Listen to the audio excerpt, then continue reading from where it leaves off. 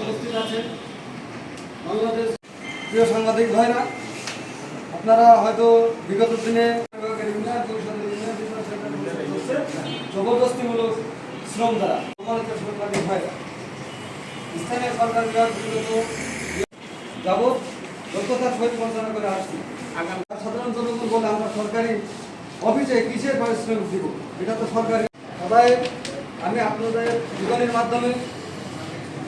তো সেটা 2009 সালে যে প্রথম সারা বাংলাদেশে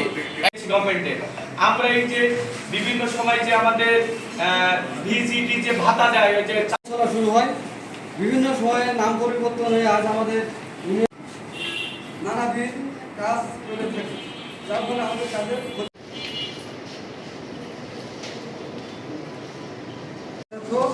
বাংলাদেশে 4,578